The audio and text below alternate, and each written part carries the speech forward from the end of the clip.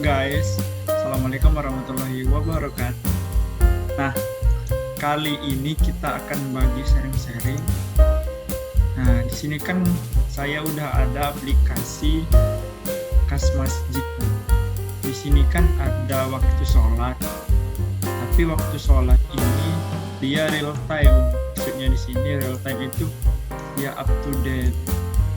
Maksudnya diperbaharui lah berdasarkan wilayah. Nah, pertanyaannya kok bisa sih kayak gitu? Oke, nah di sini saya ngambil case di wilayah Kota Pagaralam di Sumatera Selatan, Palembang. Nah, pertanyaannya gimana sih bikin kayak gini supaya bisa real time berdasarkan wilayahnya? Oke, ini contoh aplikasinya. Kita berfokus di sini aja ya. Kita akan bedah code-nya. Kemarin udah saya bikin. Coba dibuka di sini. Ini project-nya lumayan. Nama project-nya aplikasi Kas Masjid. Kita masuk ke public. Terus di public kita masuk ke index. Nah, di bagian index ini merupakan code ataupun program yang digunakan untuk mengambil data jadwal sholat yang ada di website ini. Oke. Nah, gimana cara kerjanya? Jadi pertama-tama waktu ini diambil dari API yang sudah tersedia. API itu apa? API itu Application Programming Interface. Salah satu penyedia aplikasi yang dimana aplikasi tersebut merupakan modul untuk menyediakan jadwal sholat. Nah, API yang digunakan merupakan API dengan alamat ini: HTTPS, API Horizon, V2, Time Study, dan lain-lain. Coba kita akses API ini di website. Buka aja menggunakan browser apa.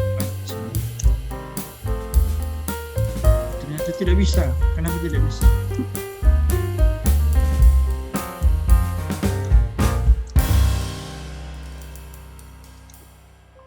Sepertinya kurang panjang deh. Nah, tuh, kan di sini bisa nih. Ketika kita mengakses halaman ataupun alamat tersebut, dia akan menampilkan data-data kayak gini. Ini apa maksud data ini? Jadi kalau di dalam dunia programmer itu, ketika kita mengakses alamat atau URL yang ini, dia akan menampilkan data seperti ini. Ini merupakan data yang dikirimkan oleh penyedia API sholatnya, berupa data dalam bentuk JSON. Oke, nanti teman-teman yang bingung mengenai JSON silahkan ditanya. Nah, ini salah satu contoh datanya. Jadi bisa dilihat tuh. Kalau misalkan di sini kita ubah city-nya jadi tempat lain, dia akan menampilkan juga jadwal sholatnya berdasarkan city yang kita pilih. Oke. Ini jadwalnya. Jadi ketika kita sudah dapat datanya, terus kita masukin ini data responnya yang ini ke dalam variabel ini nih. Terus kita akan ambil nih waktu sholat asar. Gimana cara kita mengambil waktu sholat asar? Kita lihat di sini. Waktu sholat asar itu ada di sini di dalam objek yang namanya times. Tapi di dalam objek times ini dia dimasukin ke dalam array yang namanya the time. Kemudian array ini ditampung oleh suatu objek yang namanya result. Oke. Jadi kita akan mengakses asar itu melalui times, the time, dan result. Gimana caranya? Pertama, kita ambil variabel yang menampung semuanya, yaitu waktu, karena kita sudah tampung di waktu responnya. Kemudian resultnya apa, kemudian masuk ke datetime-nya. Nah, di datetime ini kita lihat kenapa di sini ada 0. 0 ini artinya indeks. Kalau kita masuk ke sini, nah ternyata datetime itu hanya array satu objek, yaitu indeks 0. Indeks 0 yang artinya apa? Indeks 0 yang artinya berisikan objek. Objeknya berupa times dan juga date. Oke, objek times, ada objek date. Makanya di sini dibikin the time indeks ke 0, kemudian kita akses timesnya itu objek, yang ini objeknya. Nah, ketika sudah masuk sini kita bisa pilih nih. Kita bisa pilih kalau di sini ASR berarti yang artinya dia akan mengambil data ASR ini. Value-nya apa? Ini dia. Yang ini key-nya, yang ini value-nya. Begitupun selanjutnya. Oke. Ini juga, dan ini juga. Nah, lalu misalkan kita ambil waktu asar di sini.